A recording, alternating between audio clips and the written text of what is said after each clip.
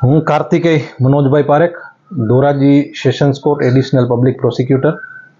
અત્રેની કોર્ટમાં 129/2024 અને 130/2024 આમ એક આગોતરા અને એક રેગ્યુલર જામીન અરજી દાખલ થયેલી હતી. બંને ખીરસરા પ્રકરણની હતી જામીન અરજી. ધોરાજીના એડિશનલ ડિસ્ટ્રિક્ટ જજ રજા ઉપર હોય, ચાર્જમાં જેતપુર મુકામે સુનાવણી થઈ. આ બંનેમાં ચુકાદો આવી ગયો છે. 129 નંબર જે હતી એ શાસ્ત્રી નારાયણ સ્વરૂપ ગુરુ શ્રી જોગી સ્વામીની જે આગોતરા જામીન અરજી હતી.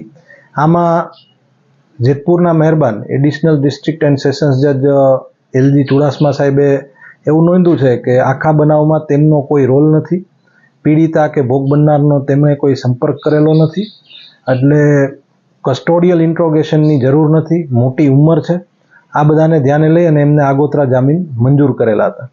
જ્યારે મેનેજર મયુરભાઈ ઉકાભાઈ આસોદરિયા તે પીડિતાને 1 કે 2 વખત તેડવા મૂકવા વાહનમાં ગયા છે, ગર્ભપાત વખતે દવાઓ આપવા ગયા છે, આવો બધો પુરાવો છે.